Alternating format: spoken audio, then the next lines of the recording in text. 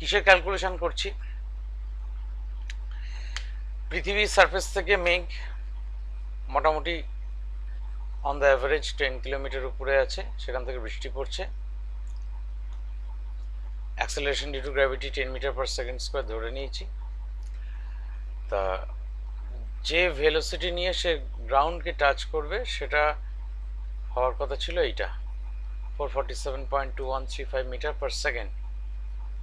তার মানে 1 সেকেন্ডে প্রায় 447 মিটার, 450 মিটারের মতো।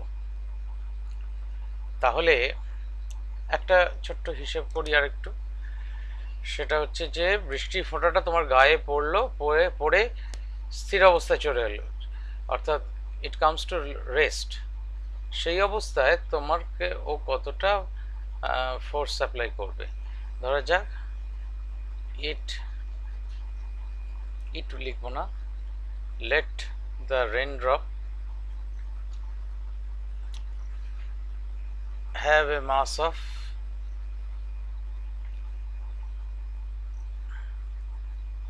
1 gram, এটা ধরে নিলাম, and it comes to rest within 1/10 second after touching your screen.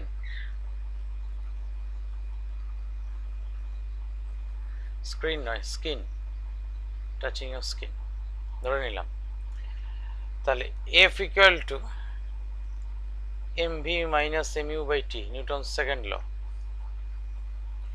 You তো জিরো ছিল, ইউ জিরো ছিল না, ভুল বললাম অবশ্য, ইউ হচ্ছে এইটা, এখানে ফাইনাল ভেলোসিটিটা জিরো, অর্থাৎ তোমার হাতে পড়ার পর জিরো হচ্ছে। এটা 1 গ্রাম মানে 10⁻³ ইন্টু ইউ এখানে 447.2135 ডিভাইডেড বাই 1/10 সেকেন্ড মানে 0.1। এত নিউটন ফোর্স অ্যাপ্লাই করবে তোমার উপর। বেশ, সেইটা কত হয় দেখি।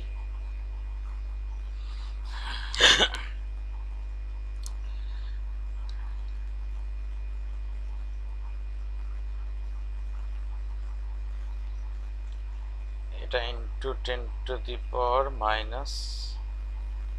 করতে হবে, ডিভাইডেড বাই 0.1 মানে 4.472135 নিউটন।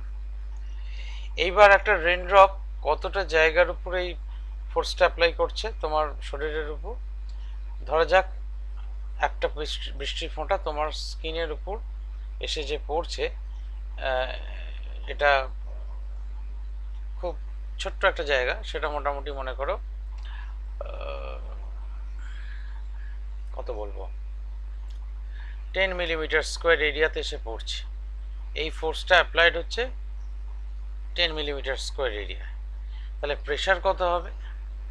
তাহলে 4.472135 ডিভাইডেড বাই 10, এত newton per metre square. 10 millimetre স্কোয়ারটাকে মিটার স্কোয়ারে নিয়ে যাও, তাহলে 1 মিলিমিটার স্কোয়ার মানে হচ্ছে 10⁶ মিটার স্কোয়ার। প্রেশার হচ্ছে 10⁻⁴213.59 Pascal.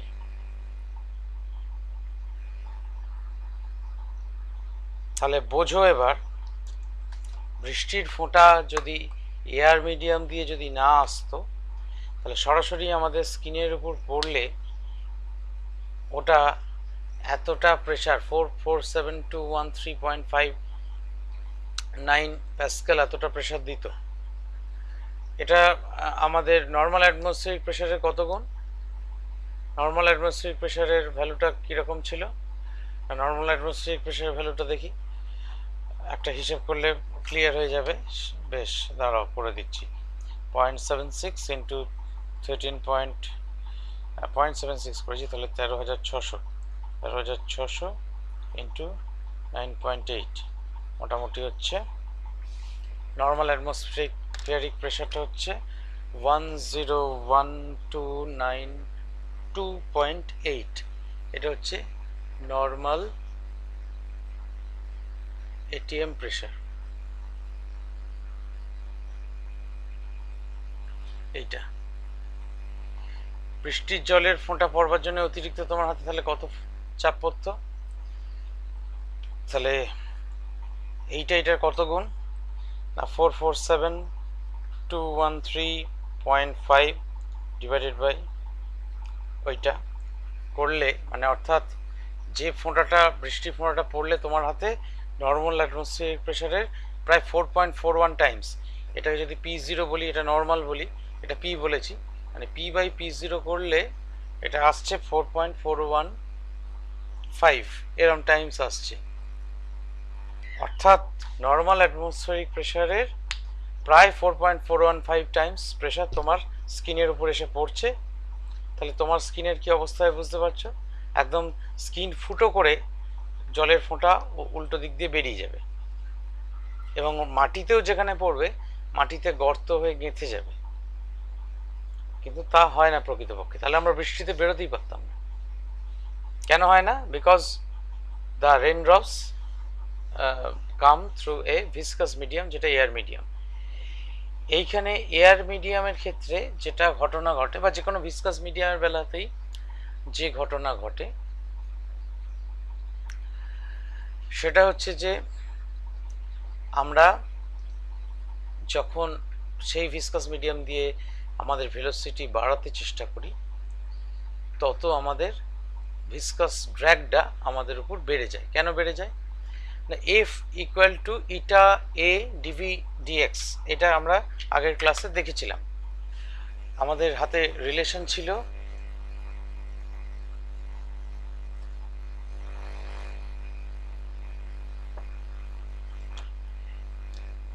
F equal to eta A d v d x. তাহলে ন্যাচারালি এই ডিভি ডিএক্স যত বেশি হবে, এফটাও তত বেশি হবে। তাহলে যখন কোনো একটা পার্টিকেল ভিসকাস মিডিয়াম দিয়ে আসছে, তার ভেলোসিটিটা যত বাড়ছে, তত ভিসকাস ফোর্সটাও বাড়ছে। বাড়তে বাড়তে একটা সময় আসবে যে সময় পার্টিকেলটা নামছে কেন নিচ দিয়ে, আমি একটা বৃষ্টি ফোঁটার কথাটাই ভাবি যে the raindrop is coming down. Why is it coming down? কেন নেমে আসছে? Because of the gravitational pull of the earth, অর্থাৎ তার নিজের ওজনের জন্য, due to its own weight. তাহলে এই নিজের ওজনটা যদি এই ভিসকাস ফোর্সের সঙ্গে সমান হয়ে যায়, আমি বলতে চাইছি যে যত সে নিচের দিকে নেমে আসছে due to acceleration, due to gravity, it is gaining speed.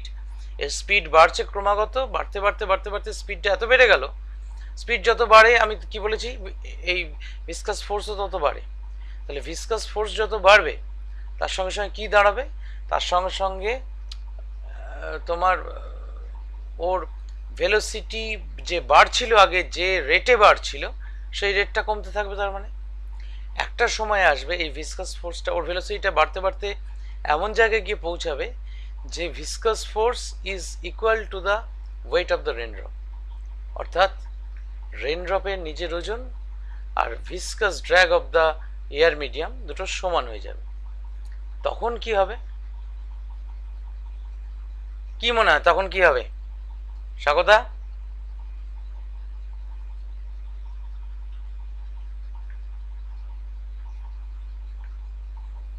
Drain ড্রপটা আসছে নিচের দিকে, আস্তে আস্তে তার ভেলোসিটি বাড়ছে because of the acceleration due to gravity, because of the pull of the earth. এবং যত ভেলোসিটি বাড়ছে নিচের দিকে নামার সঙ্গে সঙ্গে, তত তার কি বাড়ছে না, viscous force of the air, যেটা ওকে বাধা দিচ্ছে আসতে, সেই ফোর্সটাও বাড়ছে। একটা সময় এসে দেখা যাবে the viscous force has increased so much, এতটাই বেড়ে গেছে যে it is now equal to the weight of the raindrop, এই অবস্থায় কি হবে, এটাই প্রশ্ন। কি মনে হয়?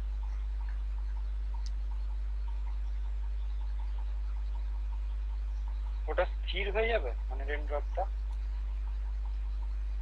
স্বাগতা,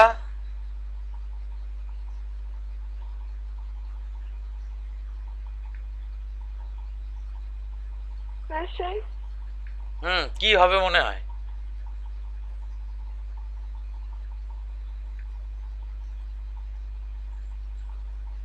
দেরি করো না, আমি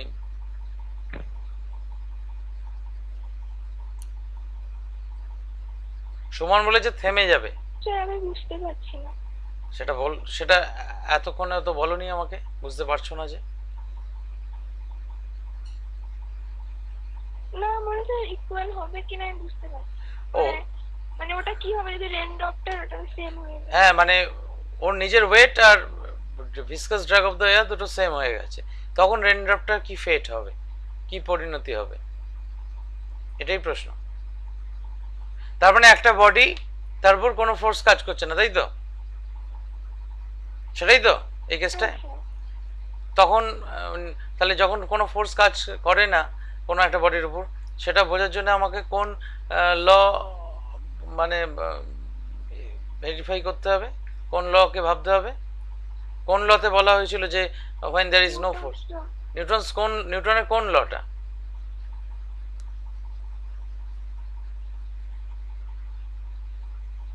সেকেন্ড ল। নিউটন সেকেন্ড লয়ে কোনো ফোর্স অ্যাপ্লাই করা হয়নি। কোন কোন লয়ে বলা হয়েছিল যে কোনো ফোর্স অ্যাপ্লাই করা হয়নি? when there is no, in absence of an external force, কোন লয়ে বলা হয়েছিল?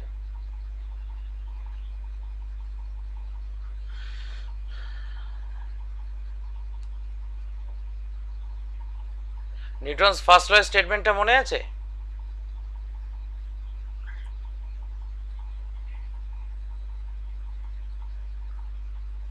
খুব সম্ভবত ক্লাস 9-এও পড়েছো, 7-এও পড়েছো, 8-এও পড়েছো। নিউটনস ফার্স্ট লয়ের স্টেটমেন্টের প্রথম লাইনটা মনে আছে?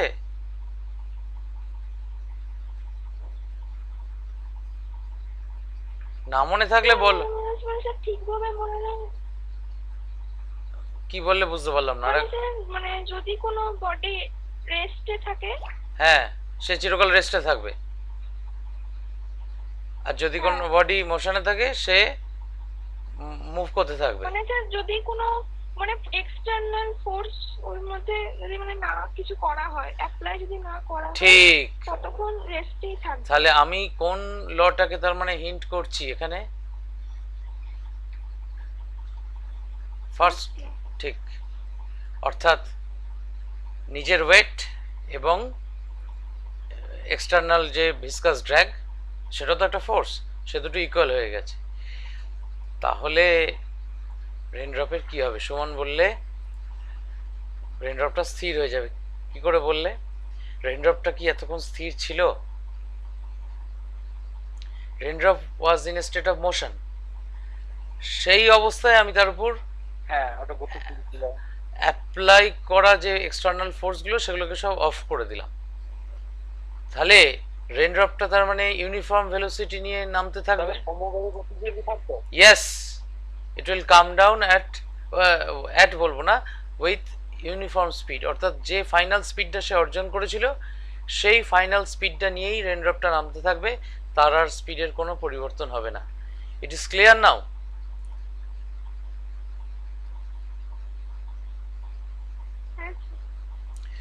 তাহলে আমরা দেখতে পাচ্ছি যে ভিসকাস ফোর্স যখন কাজ করে তখন কোনো একটা মিডিয়াম দিয়ে কোনো একটা বডি যখন মুভ করতে থাকে, তখন একটা পয়েন্টে গিয়ে পৌঁছে তার ভেলোসিটিটা এতটাই বেড়ে যায়, সে ভেলোসিটিটা ওই ভেলোসিটির ফলে যে ভিসকাস ফোর্সটা ওই মিডিয়াম দিতে পারবে, সেই ভিসকাস ফোর্সের সঙ্গে সমান হয়ে যায় এক্সটার্নালি অ্যাপ্লাইড ফোর্সটা। Now the body moves with uniform velocity. এই ভেলোসিটিটাকে বলা হয় টার্মিনাল ভেলোসিটি, বাংলায় বলে প্রান্তীয় বেগ, টার্মিনাল ভেলোসিটি।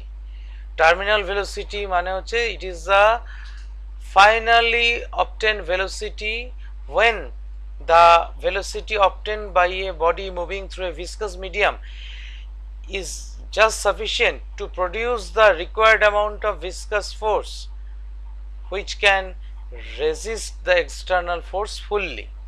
অর্থাৎ এক্সটার্নাল ফোর্স যেটা বডিটার মোশন ঘটাচ্ছিল, যেটা বডিটার অ্যাক্সেলারেশন ঘটাচ্ছিল, সেই ফোর্সটার সঙ্গে যখন ভিসকাস ফোর্সটা পুরোপুরি সেম হয়ে যাবে, সেই অবস্থায় বডিটার যা ভেলোসিটি থাকবে সেটাই হচ্ছে সেই বডিটার টার্মিনাল ভেলোসিটি।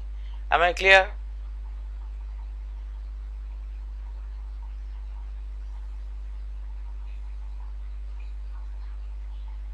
Yes, sir.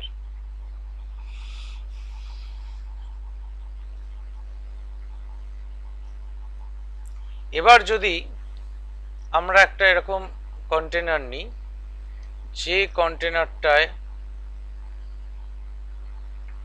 ধরো একটা ভিসকাস মিডিয়াম ভরা আছে, জেনারেলি স্কুলে এক্সপেরিমেন্টটা গ্লিসারিন দিয়ে করানো হয় অথবা ক্যাস্টর অয়েল দিয়ে করানো হয়, এগুলো খুব ভিসকাস মিডিয়াম, থকথকে আর কি। ধরো এর মধ্যে এই অবধি আমি 2 ডাইমেনশনাল পিকচার আঁকছি, এই অবধি গ্লিসারিন ভরা আছে। যেটা করা হয় জেনারেলি, একটা এখানে দাগ দেয়া থাকে বা একটা সুতো বাঁধা থাকে, আর এইখানে একটা সুতো বাঁধা থাকে। তোমাকে কিছু আয়রন বলস দেওয়া হয়, সেই আয়রন বলসটা তুমি উপর থেকে ফেলবে, জাস্ট লিভ ইট, এইভাবে ছেড়ে দেবে। এটা পড়তে থাকবে, পড়তে পড়তে আমরা ধরে নেব এইটুকু রাস্তা আসার পরই, এটা এরকম না করে সোজাই আঁকি, কারণ এটাতে মনে হবে যেন এই আঁকা বাঁকা পথে আসছে। এই সোজা এটুকু আসার পরই the ball has reach the terminal velocity, অর্থাৎ তখন বলটার ওয়েট আর এর ভিসকাস ড্র্যাগটা সমান হয়ে গেছে ধরে নেব। নেবার ফলে বলটা তখন ইউনিফর্ম ভেলোসিটিতে এইখান থেকে এইখান অবধি নামবে। আমরা এই লেন্থটাকে, এর গায়ে স্কেল থাকে, স্কেলের সাহায্যে এই লেন্থটা মেপে নিতে পারবো। এই লেন্থটা হচ্ছে ধরো এল, এবং বলটা এই সুতো এবং এই সুতো ক্রস করছে কোন সময়, সেটার জন্য একটা আমরা স্টপ ওয়াচ ব্যবহার করি। যেই মুহূর্তে এই দাগটা বলটা পড়তে পড়তে পেরিয়ে যায়, স্টপ ওয়াচটা অন করি, এবং যেই মুহূর্তে এই তলার দাগটা ক্রস করে স্টপ ওয়াচটা অফ করি। তাহলে এইটুকু নামতে বলটার কতটা সময় লাগলো স্টপ ওয়াচ দিয়ে সেটাকে মেপে ফেলতে পারি। তাহলে this is the distance, this is the time. তাহলে ডিস্টেন্স বাই টাইম করলে ভেলোসিটি পাওয়া যায়, because it is coming down with an uniform velocity. Terminal ভেলোসিটিটা তো একটা ইউনিফর্ম ভেলোসিটি, তার তো কোনো অ্যাক্সিলারেশন হচ্ছে না। এই অবস্থায় যখন বলটা এখান দিয়ে নামছে, let us consider the different types of forces acting on the ball, অর্থাৎ বলটা যখন এরকম মাঝামাঝি কোনো একটা জায়গায় আছে। এটাকে ছোট করেই আঁকি, আমরা যখন পরের ছবিটা আঁকবো একটু ম্যাগনিফাইড ভিউতে আঁকবো। আমি এই জায়গাটুকু আঁকছি, সামান্য পরিমাণ জায়গা, সেটাকে ম্যাগনিফাই করে আঁকছি। এই ধরো আছে, কি কি কাজ করবে এখানে? এখানে তলার দিকে নিজের ওয়েট কাজ করবে, যখন নামছে নিচের দিকে ওয়েট কাজ করছে। উপরের দিকে কি কাজ করবে? 1 নম্বর কাজ করে উপরের দিকে বয়েন্সি, কারণ আমি একটা লিকুইড মিডিয়ামের মধ্যে বলটাকে ডুবিয়েছি। আর 2 নম্বর কাজ করবে ভিসকাস ড্র্যাগ। বয়েন্সিও কাজ করবে, ভিসকাস ড্র্যাগও কাজ করবে, তাই তো? তাহলে যখন এই বডিটা টার্মিনাল ভেলোসিটি দিয়ে নামছে, অর্থাৎ এই বডিটার আর কোনো অ্যাক্সেলারেশন হচ্ছে না, এই বডিটার উপর কোনো নেট ফোর্স আর কোনো কাজ করছে না, সেই অবস্থায় এই ওয়েটটা নিশ্চয়ই ভিসকাস ড্র্যাগ আর বয়েন্সির সঙ্গে সমান হয়ে যাবে।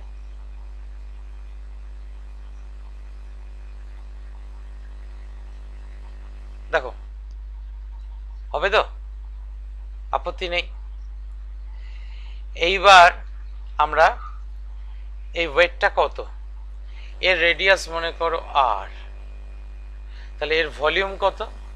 4/3 পাই আর কিউব।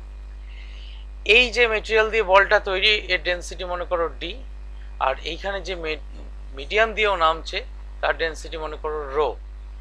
তাহলে ডি হচ্ছে ডেন্সিটি অফ স্ফিয়ার আর রো হচ্ছে ডেন্সিটি অফ মিডিয়াম। এই তাহলে এর মাস কত হবে, এই বলটার মাস কত হবে? তাহলে সেই বলের মাস হবে, তাহলে মাস অফ দ্য স্ফিয়ার সেটা নিশ্চয়ই ভি ইন্টু ডি, ভলিউমকে ডেন্সিটি দিয়ে মাল্টিপ্লাই করলে আমরা মাস পাই। আর ওয়েট কত হবে? তাহলে এইখানে একবারে চলে আসি, ওয়েট তাহলে হবে ভিডিজি, হবে তো? বুঝতে না পারলে বলে ফেলো, আপত্তি আছে? না না। স্যার। ভিসকাস ড্র্যাগটা আপাতত লিখছি না। বয়েন্সিটা কত হবে? What is buoyancy? It is the mass of the displaced liquid, তাই তো? এই বলটা এই লিকুইডের মধ্যে ডোবার ফলে কতটা ভলিউমের লিকুইড ডিসপ্লেসড হয়েছে, না সেই ভি ভলিউমের লিকুইডই ডিসপ্লেসড হয়েছে। তাহলে সেই ভি ভলিউমের লিকুইডের মাস কত? তাহলে ভি ইন্টু রো। আর ওয়েট কত? না জি। তাহলে this is your buoyant force. এইবার স্টোকস বলে একজন বৈজ্ঞানিক, গ্যাব্রিয়েল স্টোকস বোধহয় নাম পুরোটা, তিনি একটা সূত্র দিলেন যে এই ভিসকাস ফোর্সটা যখন একটা বডি তোমার ভিসকাস মিডিয়াম দিয়ে যখন নামবে, সেই ভিসকাস ফোর্সটা এইটার সঙ্গে সমান হয়। উনি ডাইমেনশনালি প্রমাণ করলেন। কি করে প্রমাণ করলেন আমাদের দরকার নেই, it is not within our syllabus. F equal to 6 pi eta r v, অর্থাৎ আর রেডিয়াসের একটা স্ফিয়ারকে যখন আমরা একটা eta viscosity coefficient of viscosity বিশিষ্ট একটা মিডিয়ামের মধ্যে ফেলবো এবং সেটা একটা ভি টার্মিনাল ভেলোসিটি নিয়ে নামবে।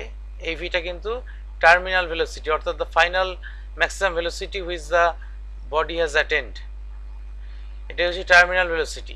সেই আর রেডিয়াসের স্ফিয়ারটা যখন ইটা ভিসকোসিটি বিশিষ্ট মাধ্যমে দিয়ে ভি ভেলোসিটি দিয়ে নামবে, সে যে ভিসকাস ফোর্সটা অবটেন করবে বা ফেস করবে, that is 6 pi eta r V.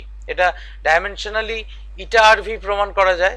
6 pi is a constant term, সেই কনস্ট্যান্ট টার্মটা অন্য মানে উপায় আছে বার করার, কি করে 6 পাই ইটা আর ভি হলো। যাকে তাহলে আমরা এখানে ভিসকাস ড্র্যাগটা বসিয়ে দিতে পারি এই স্টোকস ল অনুযায়ী, ইটা আর ভি, ভিটা হচ্ছে টার্মিনাল ভেলোসিটি। তাহলে এই ইকুয়েশনটাতে নিয়ে কোনো সমস্যা নেই আশা করি, আছে কি? না স্যার। একটু তাড়াতাড়ি রিয়াক্ট করো। না স্যার। ভি এর জায়গায় তাহলে 4/3 পাই আর কিউব ডিজি বসিয়ে দিলাম, ওইখানে ভি বার করে রেখেছি। এখানে 6 পাই ইটা আর ভি যেমন আছে রইল, এই ভি এর জায়গায় আবার 4/3 পাই আর কিউব রো জি। তাহলে কি কাটছে না পাই কাটছে, সবগুলো দিয়ে দেখো পাই আছে। এবার আমরা এক কাজ করি, এই 4/3 জিনিসটাকে এই টার্মগুলোকে একই দিকে নিয়ে আসি, অর্থাৎ 4/3 r cube d g minus 4/3 r cube rho g equal to 6 eta r v. Just side change করলাম, এখানটা মুছে দিচ্ছি।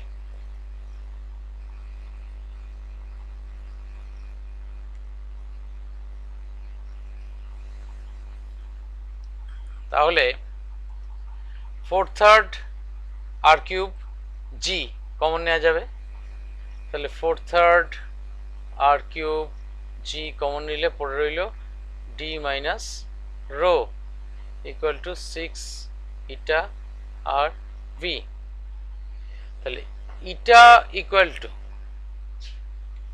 আর একটা কাটবে, ইটা ইকুয়াল টু এখানে একটা আর কিউব আছে, তাহলে আর স্কোয়ার হলো আমার এখানে। তাহলে এখানে কি দাঁড়ালো, 4/3 r square g into d minus rho divided by 6 v. এখানে 3 আছে, এখানে 6 আছে, এখানে 4 আছে, তাহলে কাটাকুটি হবে। কাটাকুটি হলে কি দাঁড়ায়, 4/3 into 1/6 r square g into d minus rho by v. তাহলে এখান থেকে তোমার 2, এটা হচ্ছে 3, তাহলে দাঁড়ালো হচ্ছে 2/9 r square g into d minus rho by v. এইটা হচ্ছে তার মানে কার সঙ্গে সমান হলো না, ইটার সঙ্গে সমান হলো। তাহলে কোএফিসিয়েন্ট অফ ভিসকোসিটি কোনো একটা মিডিয়ামের কত হবে সেটা বার করবার এক্সপ্রেশন একটা পেলাম। কি করে মাপবো না, ডেনসিটি তো ধরো যে মেটেরিয়ালটা আমি ফেলছি, ধরো লোহার মেটেরিয়াল, লোহার বল যদি ফেলি তার ডেনসিটি বার করা যাবে মাস বাই ভলিউম করে, বা সেটা সামনেভাবে অলরেডি ডেনসিটি স্কেল কোনো না কোনো জায়গায় ডেটাবেস পেয়ে যাওয়া যায়, সুতরাং তুমি সেখান থেকে ডেনসিটি মেপে ফেলতে পারবে, আয়রনের ডেনসিটি। যদি ধরো গ্লিসারিন নাও বা ধরো অন্য কোনো অয়েল নাও, তার ডেনসিটিও তুমি মাপতে পারবে, খুব কঠিন নয়। একটা নির্দিষ্ট ভলিউম নেবে, ভলিউম আর তার মাস নেবে, মাস বাই ভলিউম করে তার ডেনসিটি পেয়ে যাবে।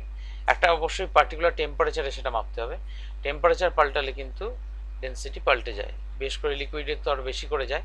সুতরাং the temperature of the system should remain constant through out the experiment.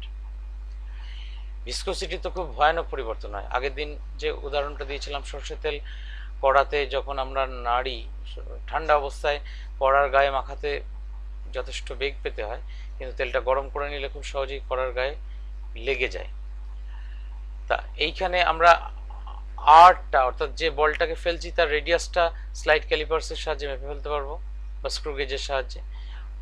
Acceleration due to gravity ভ্যালুটা already known, d known, rho known, terminal velocity v সেটাও নোন। কিভাবে নোন না, আমি তো তার আগে তো terminal velocity v equal to এল/টি মেপে রেখে দিয়েছি, অর্থাৎ সেই দুটো সুতো বাঁধা ছিল, যেটা এখানে ছবিটা ছিল মুছে দিলাম, যে দুটো সুতো বাঁধা ছিল, প্রথম সুতো থেকে দ্বিতীয় সুতো যেতে যে পরিমাণ টাইম নিচ্ছে সেটা আমি স্টপওয়াচের সাহায্যে মেপে রেখেছি, দ্যাট ইজ মাই টাইম টি। আর ওই দুটো সুতোর মধ্যে যে গ্যাপ, ব্যবধান যেটা, সেটা হচ্ছে এল ধরো। তাহলে যেহেতু ইউনিফর্ম ভেলোসিটিতে নামছে, সো ভি ইজ এল/টি, তাহলে সেখান থেকে আমরা ভিটাও পেয়ে যাব। তাহলে এই ভ্যালুগুলো সমস্ত কিছু যদি বসিয়ে দিই, will get the value of coefficient of viscosity of this liquid. কার বার করছি, এই লিকুইডটার। ইটাটা হচ্ছে এই যে লিকুইডটা এর মধ্যে ভরা আছে, সেই লিকুইডটা at the particular temperature you are doing the experiment, সেই টেম্পারেচারেই কিন্তু এই ভিসকোসিটিটা বেরোলো, টেম্পারেচার পাল্টে গেলে হবে না। তাহলে আমরা, this is a experimental process by which the coefficient of viscosity can be measured. দেখো কোথাও বুঝতে সমস্যা থাকলে বলে ফেলো, but don't waste time.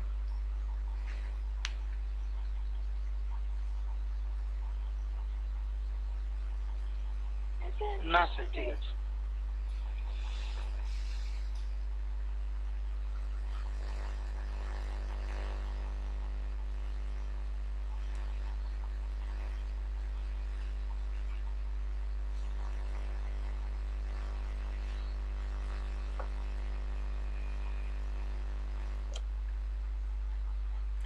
আচ্ছা, এরপর আমরা যে জিনিসটা আলোচনা করব সেটা হচ্ছে মূলত equation of continuity. Equation of continuity থেকে একটুখানি আমরা ওই এতে ঢুকবো, যেটাকে বলা হয় বার্নৌলিস প্রিন্সিপল। ইকুয়েশন অফ কন্টিনিউইটি এগুলো সমস্ত ক্লাস 9-এ ছিল। I am repeating this things. Equation of continuity, what is equation of continuity? Equation of continuity হচ্ছে তোমার একটা ধরো পাইপ আছে, আমি আমাদের বেশ একটা ডায়াগ্রাম দিলেই ভালো হয়, না ডায়াগ্রাম দিলে ব্যাপারটা বোঝা কঠিন হয়ে দাঁড়ায়। Equation of continuity, equation of কন্টিনিউইটির ক্ষেত্রে ধরো একটা নল আছে, পাইপ আছে,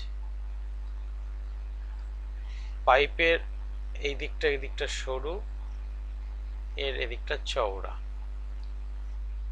ঠিক আছে। এই ক্রস সেকশনটা মনে করো A1, এই ক্রস সেকশনটা মনে করো A2। এইখান দিয়ে একটা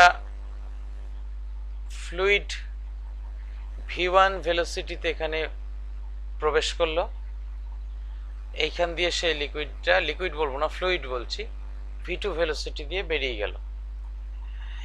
এইবার এদের মধ্যে রিলেশন কি, এটাই চাই। আর আরো একটা জিনিস, এখানে ডেনসিটি ধরা যাক D1, D1টা হচ্ছে density at this entry point, আর D2টা হচ্ছে density at the exit point. এই এবার ধরো এর ভেলোসিটি V1, তাহলে V1 মানে কি না, 1 সেকেন্ড সময়ে এই ফ্লুইডটা কতটা রাস্তা এগিয়েছে, কতটা লেন্থ গেছে, সেটাই হচ্ছে V1। তার মানে 1 সেকেন্ড সময়। আমি ধরে নিচ্ছি লিকুইডটা 1 সেকেন্ড সময় এইখান থেকে এতটা রাস্তা গেছে, এই যে এতটা, এটা মোটামুটি ইউনিফর্ম, এইটুকু অংশ এতটা রাস্তা গেছে। তাহলে 1 সেকেন্ড সময় যে ওর দূরত্ব অতিক্রম করেছে, যে ডিস্টেন্স গেছে, সেই লেন্থটা তার মানে V1। তাহলে এই সিলিন্ডারটার ভলিউম কত হবে না, সেটার ভলিউম হবে A1 V1, তাই তো। তাহলে যে mass of fluid, the mass of fluid which has entered into this pipe, তার মাসটা কত হবে না, ভলিউম তো পেয়ে গেছি, তাকে ডেনসিটি দিয়ে যদি মাল্টিপ্লাই করি তাহলে আমরা মাস পেয়ে গেলাম। তাহলে এই মাস অফ দ্য ফ্লুইড এখানে এন্টার করলো, এন্ট্রি নিল, সেই ফ্লুইডটাই এখান দিয়ে দিক দিয়ে বেরোলো উইথ ভেলোসিটি V2। এখানেও V2 একই কথা বলবো। What is V2? It is the distance or the length which the fluid travels in 1 second. সেটা, এটা যেহেতু অনেক চওড়া পাইপ, স্বাভাবিকতই ধরে নিচ্ছে এটা খুব ছোট্ট আর কি, অর্থাৎ এই ডিস্টেন্সটা হচ্ছে V2। তাহলে এই সিলিন্ডারটার এরিয়া কত হবে, এই সিলিন্ডারটার এরিয়া হবে, এই এরিয়া নয়, ভলিউম কত হবে A2 ইন্টু V2। তাহলে মাস কত হবে এর মধ্যে, এই যে তোমার লিকুইডটা ঢুকছে তার যেমন মাস হিসেব করলাম, এদিকে 1 সেকেন্ডে, তার মানে 1 সেকেন্ডে যতটা মাস এখানে ঢুকেছে ততটা মাসই আমার বেরোচ্ছে। মাস মাঝখানে কোনো জায়গায় পাইপলাইন ফুটো টুটো কিছু নেই। তাহলে এর মাস কত হবে না A2 into V2 into D2, density দিয়ে মাল্টিপ্লাই করলাম। তাহলে যে মাস অফ লিকুইড ফ্লুইড বেরিয়ে গেল তার মাস হচ্ছে A2 V2 D2, আর যে মাস অফ ফ্লুইড এন্টার করলো সেটা হচ্ছে A1 V1 D1। তাহলে যেহেতু মাস ইজ কনজার্ভড, মাস এই সিস্টেমের যে মাস ঢুকছে সেই মাসটাই বেরোবে, অর্থাৎ মাস কোনো জায়গায় নষ্ট হয়নি এতটুকু। কনজারভেশন অফ মাস প্রিন্সিপাল থেকে আমরা নিশ্চয়ই লিখতে পারি A1 V1 D1 equal to A2 V2 D2। এই ইকুয়েশনটাকেই বলা হয় ইকুয়েশন অফ কন্টিনিউইটি। এরকম তো এমন হতেই পারে, এখানে আমরা দুটো কেস করলাম। একটা লিকুইড ধরো এরকম একটা নলের মধ্যে দিয়ে যাচ্ছে, ধরো এই এই এই এই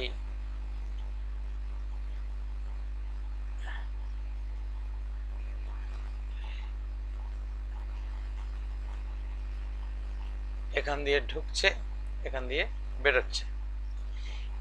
এইখানে এটা সরু, এটা তার চেয়ে মোটা, এটা তার চেয়ে মোটা, এটা তার চেয়ে মোটা। এখানে ভেলোসিটি V1, এখানে ভেলোসিটি V2, এখানে ভেলোসিটি V3, এখানে ভেলোসিটি V4। এর ক্রস সেকশনাল এরিয়া ধরো A1, এর ক্রস সেকশনাল এরিয়া ধরো A2, এর ক্রস সেকশনাল এরিয়া ধরো A3, এর ক্রস সেকশনাল এরিয়া ধরো A4, এইখানে ডেন্সিটি হচ্ছে রো দিয়ে লিখিনি, ডি দিয়ে লিখছি, তাই লিখি এখানে ডেন্সিটি D1, এখানে ডেন্সিটি D2, এখানে D3, এখানে D4। তাহলে আমরা এই ইকুয়েশন অফ কন্টিনিউটি, এই যে স্টাইলটা, এই স্টাইল অনুযায়ী এইখানে লিখতে পারি কি না, A1 V1 D1 equal to A2 V2 D2 equal to A3 V3 D3 equal to A4 V4 D4 and so on. যদি আরও থাকে লিখতে পারবো। This is true for fluids, any type of fluids. আর ফর লিকুইডস, মানে specially লিকুইডসের জন্য, for liquids only, লিকুইডকে কিন্তু কম্প্রেস করা যায় না, তোমরা জানো। ফর লিকুইডস অনলি একটা অ্যাপ্রক্সিমেশন এখানে নেওয়া যায়, সেটা হচ্ছে D1 equal two D2 equal two D3। অর্থাৎ লিকুইডের ডেন্সিটি কিন্তু পাল্টায় না, তুমি প্রেশার বাড়িয়ে লিকুইডের ডেন্সিটি কিন্তু চেঞ্জ করতে পারবে না। তাহলে সেই লিকুইডের, যদি এটা ফ্লুইড না বলে জেনারেলি লিকুইড বলি, তাহলে ইকুয়েশন অফ কন্টিনিউটিটা দাঁড়ায় A1 V1 equal to A2 V2 equal to A3 V3 and so on. এই হচ্ছে ইকুয়েশন অফ কন্টিনিউটি। ক্লিয়ার? কোনো প্রশ্ন আছে? না স্যার। হ্যাঁ স্যার, ক্লিয়ার। বেশ, এইগুলো ক্লাস 9 একটু ছিল না? হ্যাঁ স্যার। একটু একটু ছিল।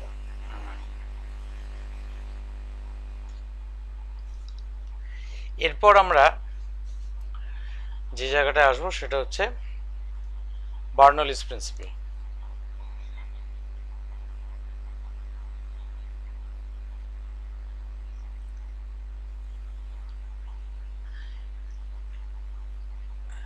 এই নীতির সাহায্যে এরোপ্লেন চলছে, এই প্রিন্সিপালের সাহায্যে। বার্নৌলিস প্রিন্সিপাল কি?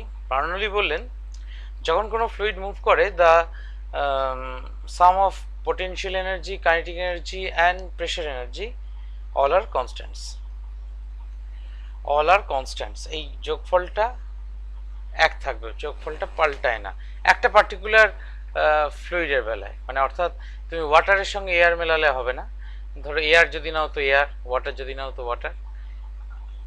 এইরকম ক্ষেত্রে তোমার বার্নৌলি বললেন the sum of potential energy, kinetic energy আর প্রেশার এনার্জি, এই তিনটি হচ্ছে, এদের সাম হচ্ছে কনস্ট্যান্ট। আমি একটুখানি একটা ছবি আঁকার চেষ্টা করছি যাতে একটু বুঝতে সুবিধা হয়। আমরা কিভাবে ছবিটা আঁকবো, ধরো ওই সেই নল যেটা এঁকেছিলাম ওই রকমই আঁকতে হবে।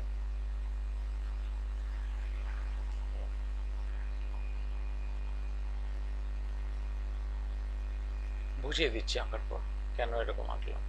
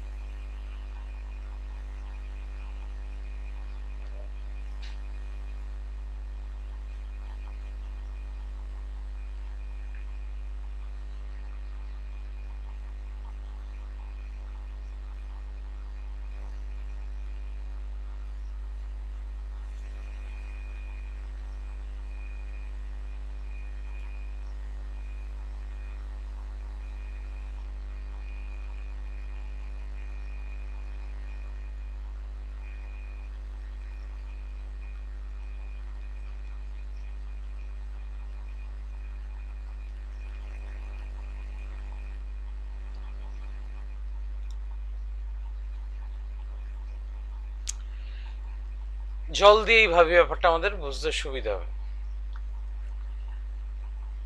একটা নল এরকম ভাবে বাঁকা ভাবে লাগানো আছে, এদিকটা সরু এদিকটা চওড়া, এবং এই সরু অংশটা পৃথিবীর সারফেস থেকে H1 হাইটে আছে, আর মোটা সারফেসটা, মোটা আউটলেটটা H2 হাইটে আছে।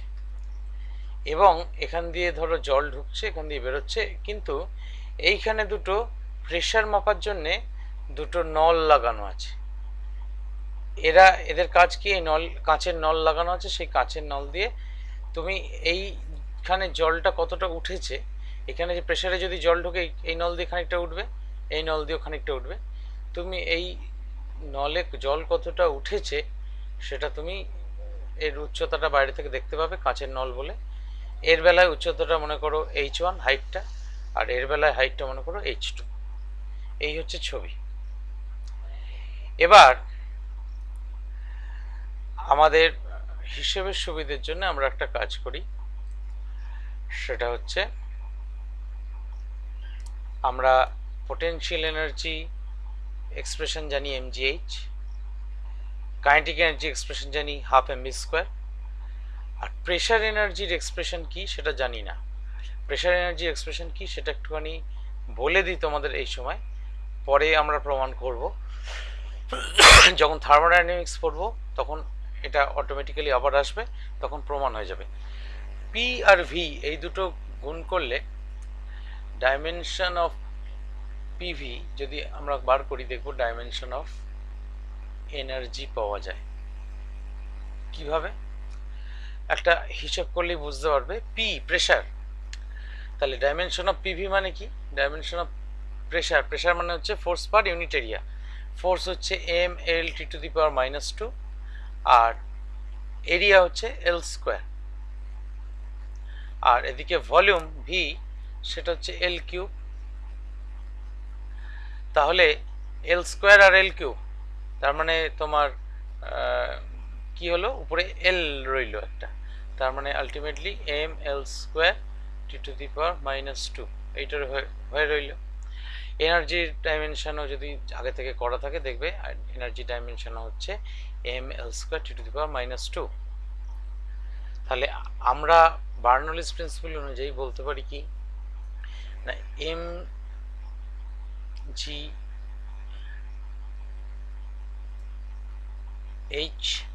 Plus half mv² plus PV equal to constant. এটা বার্নৌলি বলেছিলেন।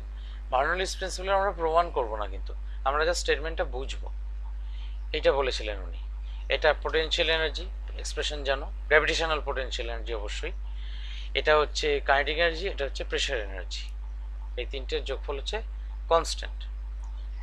এবার আমরা এই পাইপের বেলায় কি ঘটনা ঘটছে সেটা পরে লিখছি, তার আগে এই এক্সপ্রেশনটায় আসি। আমরা যদি এই এক্সপ্রেশনটাকে একটা নির্দিষ্ট জায়গায় যদি হিসেব করি, তাহলে আমরা সেখানে অ্যাক্সেলারেশন ডিউ টু গ্র্যাভিটির ভ্যালু পাল্টাবে না। একটা পাইপের অংশ দার্জিলিং আর একটা পাইপের অংশ কলকাতায়, এমন তো নয়, একই লেভেলে মোটামুটি আছে। এই সামান্য তফাতে অ্যাক্সেলারেশন ডিউ টু গ্র্যাভিটি বিশেষ তফাৎ হয় না। আমি গোটা এক্সপ্রেশনটাকে mg দিয়ে যদি ভাগ করে দিই, তাহলে কি দাঁড়াবে, h প্লাস হাফ বা v²/2g plus pv/mg equal to constant. কারণ আমরা এটা কি করলাম, dividing by mg throughout. কনস্ট্যান্টকে mg দিয়ে ডিভাইড করলে আবার একটা নতুন কনস্ট্যান্ট হবে, সেটা তো আবার কনস্ট্যান্টই। আগে যে কনস্ট্যান্টটা ছিল সেই কনস্ট্যান্টটা পাল্টে গেল, কিন্তু যেটা এলো সেটা একটা নতুন কনস্ট্যান্ট, সেই জন্য কনস্ট্যান্ট হিসেবে লিখলাম। নাও h প্লাস v²/2g প্লাস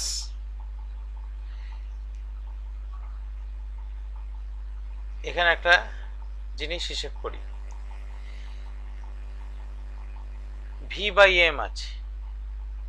আমি এটাকে মনে মনে এইভাবে যদি লিখি, মানে আমরা এই v/mটাকে এইভাবে লিখতে পারি, তো 1/m/v লিখতে পারি। তাহলে 1/m/v মানে 1/ডেন্সিটি d, ধরো ডেন্সিটিটা আমরা যদি d দিয়ে লিখি তাহলে d, তাহলে এই v/m এর বদলে কি লিখতে পারি, 1/d। তাহলে p/d ডিজি, বা তোমাদের বইতে রো জি কতটা, রো টার্মটাও ব্যবহার হয় অনেক সময়, রো জি লিখতে পারি, সেটা হচ্ছে কনস্ট্যান্ট।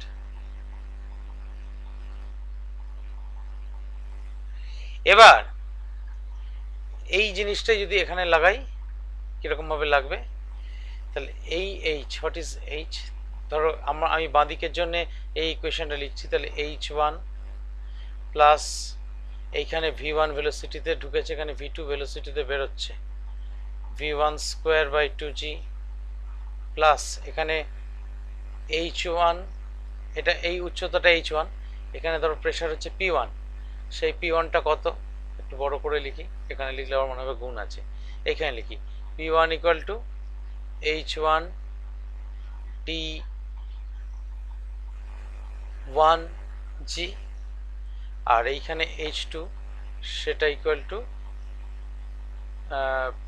অ্যাকচুয়ালি p2টা, p2 হচ্ছে h2 t2g।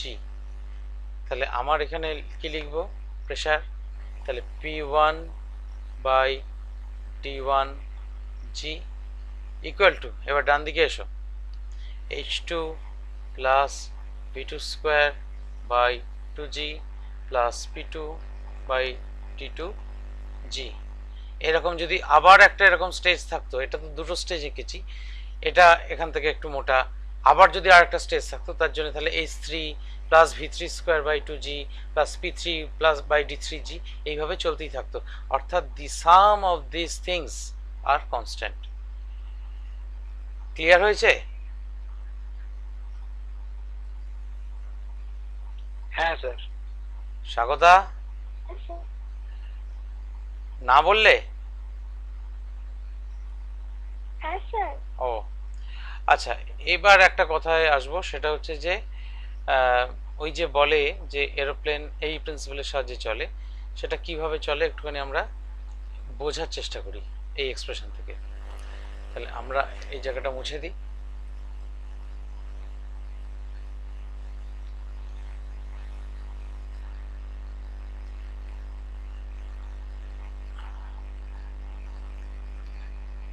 এই ইকুয়েশনটা থাক। বেশ, এরোপ্লেনের যে ডানাগুলো হয়, ডানার ক্রস সেকশনটা একটু কায়দা করা থাকে আর কি, মানে এই ধরো এরোপ্লেন,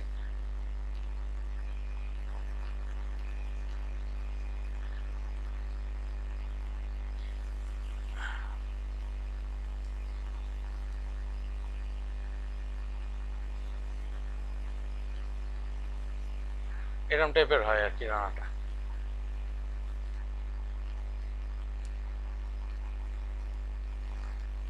এই ডানার ক্রস সেকশনটা এরকম, ইচ্ছে করে একটু বড় করে আঁকলাম যাতে পরিষ্কার বুঝতে পারি। এইখান দিয়ে বাতাস বয়ে যায়, এইখানের বাতাসটা এরকম স্ট্রেট যায়, তলা দিয়ে, উপরের বাতাসটা এরকম ভাবে কার্ভ পাতে যায়, কারণ এইখানটা তলাটা স্ট্রেট, উপরটা এরকম কার্ভড। এবার এইটুকু, এই উপরের সারফেস আর এই তলার সারফেস, এদের মধ্যে তো হাইট ডিফারেন্স বেশি নেই, পাতলা, ব্লেডটা তো পাতলা, সুতরাং আমার হাইটের জন্য মানে পোটেনশিয়াল এনার্জি ডিফারেন্স এই তলার সারফেস আর উপরের সারফেসে বিশেষ কিছু হয় না, প্রায় নগণ্য। তাহলে আমরা এই টার্মটাকে মনে মনে উড়িয়ে দিতে পারি, এইচ টার্মটাকে। তাহলে আমার ইকুয়েশনে রইল কি, দুদিক থেকে এইচ উড়িয়ে দিলাম, শুধু রইল এইটা। এখান থেকে মনে মনে জি জি কমন নিয়ে কেটে দিতে পারি, কেটে দিলাম, না কাটলেও কিছু ছিল না, কেটে দিলাম। এবার দেখো এরোপ্লেন যখন উড়ছে, তাহলে এই এরোপ্লেন যখন সামনের দিকে এগোচ্ছে, অ্যাকচুয়ালি এয়ারটা ডিরেকশনটা হওয়া উচিত উল্টো, এয়ারটা যাচ্ছে উল্টো দিকে, এরোপ্লেন যাচ্ছে এদিকে, তাহলে এয়ার তো তার উল্টো দিকে যাবে।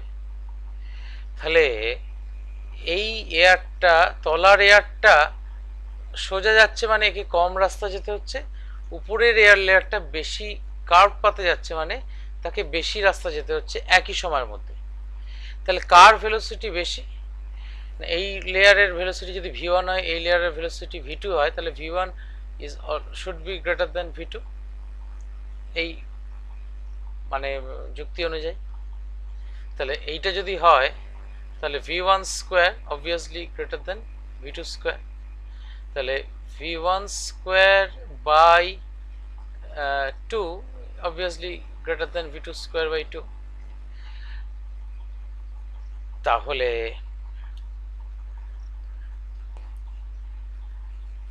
আমরা একটা কাজ করে দেখি, v1 স্কোয়ারটা v2 স্কোয়ারের চেয়ে বড়, তাহলে এই জিনিসটা এর থেকে বড়, এদের দুজনের সাম সমান, তাহলে এই জিনিসটা এর থেকে ছোট। যদি বুঝতে না পারো আরেকটু ভেঙে দেখাচ্ছি, v1 square by 2 greater than equal to v2 square by 2। বেশ, আমরা এই লাস্ট যে এক্সপ্রেশনটা লিখেছি সেই এক্সপ্রেশনটা তাহলে আরেকবার লিখি, এখানে একটু ছোট করে লিখি, v1 square by 2 plus p1 by t equal to v2 square by 2 plus p2 by d। এখানে একবার লিখলাম ইচ্ছে করে, এটা আপাতত মুছেই দিই, জায়গা চাই আমার। তাহলে এবার v1 স্কোয়ার বাই 2টা বড়, তাহলে v1 square by 2 minus v2 square by 2 সেটা ইকুয়াল টু কি দাঁড়াবে, p2 by d minus p1 by d, মানে p2 minus p1 by d। তাহলে এই v1 স্কোয়ার যদি v2 স্কোয়ারের থেকে বড় হয় তাহলে v1 square by 2 minus v2 square by 2 সেটা নিশ্চয়ই একটা পজিটিভ কোয়ান্টিটি হবে, 2 5 7 10 কিছু একটা কোয়ান্টিটি, তাই হবে তো, পজিটিভ কোয়ান্টিটি। তাহলে এই যে সাবট্রাকশনটা, এই সাবট্রাকশনটা মানে এইটা ইকুয়াল টু তার মানে সেই পজিটিভ কোয়ান্টিটিটা। তাহলে positive quantity p2 minus p1 যদি পজিটিভ কোয়ান্টিটি হয়, সহজ ভাষায় বলতে গেলে p2 মাইনাস p1টাই যদি পজিটিভ কোয়ান্টিটি হয়, ডেনসিটি তো নেগেটিভ হতে পারে না, তাহলে p2 থেকে p1 বিয়োগ করলে একটা পজিটিভ কোয়ান্টিটি পাও, তাহলে p2 আর p1 এর মধ্যে কোনটা বড়? অর্থাৎ তুমি ধরো x মাইনাস y করলে হয়তো 10 পাও, তাহলে xটা বড় না yটা বড়? দুটোই যদি পজিটিভ কোয়ান্টিটি হয় xটা বড় অবভিয়াসলি, তাই তো? হ্যাঁ না না বুঝতে পারছো তো কি বলছি? হ্যাঁ স্যার। তাহলে ন্যাচারালি p2টা বড়, তাহলে এখান থেকে যুক্তি পেলাম যে p2 is greater than p1। তাহলে p2টা কি? Pressure of the air layer at the bottom, কারণ আমি টু সাফিক্স তো ইউজ করেছি তলার লেয়ারের জন্য। আর p1টা কি? Pressure of the air at the upper surface. তাহলে কোনটা বেশি হলো? তলার সারফেসে প্রেসার বেশি, উপরের সারফেসে প্রেসার কম, তাহলে এরোপ্লেনটা কি হবে? ভাসবে। তলায় প্রেসার বেশি, উপরে প্রেসার কম, তাহলে সেই প্রেসার ডিফারেন্সটাই এরোপ্লেনের ওজনটাকে ধরে রেখেছে। বুঝতে পারা গেল?